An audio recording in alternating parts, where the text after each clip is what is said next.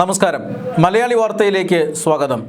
ദേശീയ തലത്തിൽ നീറ്റ് പരീക്ഷാ ക്രമക്കേട് ചർച്ചയാകുമ്പോൾ കേരളത്തിലൊരു PSC പരീക്ഷാ ക്രമക്കേട് ചർച്ചയാവുകയാണ്.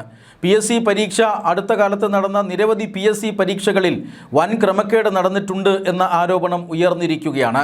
ഈ ആരോപണത്തിൻ്റെ ചുവട് പിടിച്ചുകൊണ്ടാണ് വിവാദമുണ്ടായത്. അതുകൊണ്ട് തന്നെ PSCയുടെ ആഭ്യന്തര അന്വേഷണം, ആസൂത്രണ ബോർഡിലെ പരീക്ഷയുമായി ബന്ധപ്പെട്ട് PSCയുടെ ആഭ്യന്തര വിജിലൻസിൻ്റെ ഒരു അന്വേഷണം നടന്നിരുന്നു. ആ അന്വേഷണ റിപ്പോർട്ട് കഴിഞ്ഞ ദിവസം PSCക്ക് നൽകി. ആ അന്വേഷണ റിപ്പോർട്ട് ഇന്ന് നടന്ന PSC യോഗത്തിൽ ചർച്ച ചെയ്തു എന്നാണ് സൂചന. ആ PSC യോഗത്തിൽ ചർച്ച ചെയ്ത റിപ്പോർട്ടിൽ നിർണായകമായ പല കണ്ടെത്തലുകളുമുണ്ട് എന്നാണ് സൂചന. ആഭ്യന്തര വിജിലൻസാണ് ഇതുമായി ബന്ധപ്പെട്ട അന്വേഷണം നടത്തിയത്. ആസൂത്രണ ബോർഡ് പരീക്ഷയുമായി ബന്ധപ്പെട്ട ക്രമക്കേടുകളാണ് അന്വേഷിച്ചത്. ഈ അന്വേഷണ റിപ്പോർട്ടിലുള്ള ഗുരുതരമായ കാര്യം എന്ന് പറയുന്നത്, ഈ ഒരു ക്രമക്കേട് നടന്നിരിക്കുന്നത് PSCയിലെ ഉന്നത ഉദ്യോഗസ്ഥരുടെ അറിവോടുകൂടിയാണ് എന്നാണ് ഈ അന്വേഷണ റിപ്പോർട്ടിൽ പറയുന്നത്.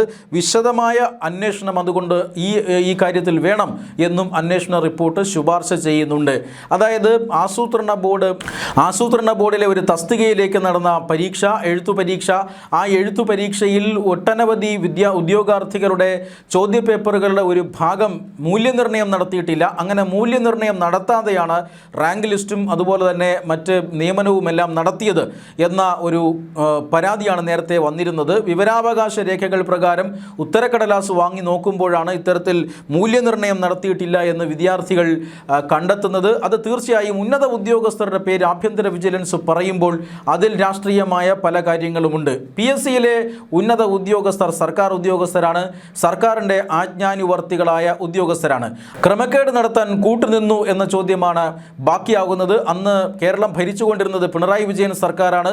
പിണറായി വിജയൻ സർക്കാരിൻ്റെ കാലത്താണ് ഇത്തരത്തിലൊരു വലിയ അട്ടിമറി നടന്നിരിക്കുന്നത്. ഒന്നുകിൽ ഈ ഉന്നത ഉദ്യോഗസ്ഥന്മാർക്ക് വൻ തുക കൈക്കൂലി നൽകിയിരിക്കണം, അല്ല എങ്കിൽ ഈ ഉന്നത ഉദ്യോഗസ്ഥന്മാർക്ക് രാഷ്ട്രീയ നേതൃത്വത്തിൽ നിന്നും ശക്തമായ നിർദ്ദേശം ലഭിച്ചിരിക്കണം. CPM അടക്കമുള്ള രാഷ്ട്രീയ പാർട്ടികളിൽപ്പെട്ട ആളുകളെ ഈ സർക്കാർ ഉദ്യോഗത്തിലേക്ക് തിരികെ കയറ്റുന്ന പരിപാടി ആദ്യഘട്ടം മുതൽ തന്നെ പിണറായി വിജയൻ സർക്കാരിനുണ്ട്. ഇപ്പോൾ 10ാം വർഷത്തിലേക്ക് കടക്കുകയാണ്.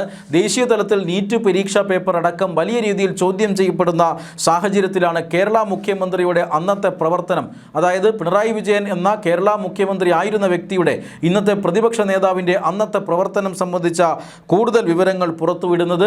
അതായത് ആഭ്യന്തര വിജിലൻസ് നടത്തിയ അന്വേഷണത്തിൽ PSCയിലെ ഉന്നത ഉദ്യോഗസ്ഥർക്ക് പങ്കുണ്ട് എന്നാണ് ഇപ്പോൾ കണ്ടുപിടിക്കപ്പെട്ടിരിക്കുന്നത്.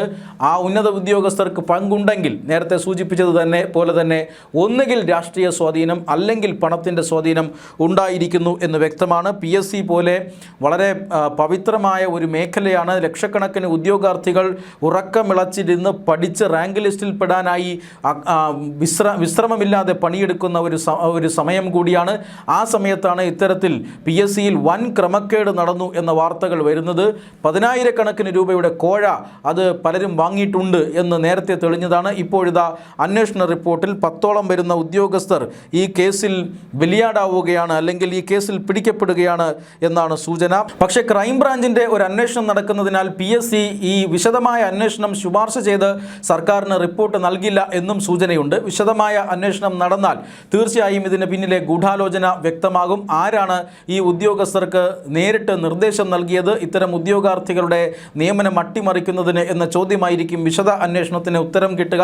പിണറായി വിജയൻ സർക്കാർ ഇപ്പോൾ അധികാരത്തിലില്ല, പകരം UDF സർക്കാരാണ് അധികാരത്തിലുള്ളത്. അതുകൊണ്ട് തന്നെ പിണറായി വിജയൻ്റെ അഴിമതി കഥകൾ പാടി നടന്നിരുന്ന, അല്ലെങ്കിൽ അഴിമതികൾ വിവരിച്ചുകൊണ്ട് പിണറായി വിജയനെ എന്നും രാഷ്ട്രീയമായി വിമർശിച്ചു കൊണ്ടിരുന്ന കോൺഗ്രസ് നേതൃത്വം നൽകുന്ന പാർട്ടിയാണ്, അല്ലെങ്കിൽ മുന്നണിയാണ് ഇപ്പോൾ കേരളം ഭരിക്കുന്നത്. അതുകൊണ്ട് തന്നെ ഈ വിശദമായ അന്വേഷണത്തിൽ തീർച്ചയായും എന്താണ് പാർട്ടിയുടെയും CPMൻ്റെയും അന്നത്തെ മുഖ്യമന്ത്രിയുടെയും അതുപോലെ തന്നെ അന്നത്തെ സംസ്ഥാന സെക്രട്ടറിയുടെയും റോൾ എന്നതൊക്കെ പുറത്തു വരാനുള്ള സാധ്യതയുണ്ട്. എന്തായാലും അന്വേഷണത്തിൻ്റെ ഉത്തരവ്, വിശദമായ അന്വേഷണത്തിൻ്റെ ഉത്തരവ് എപ്പോൾ ലഭിക്കും എന്ന കാത്തിരിപ്പിലാണ് ഉദ്യോഗാർത്ഥികൾ.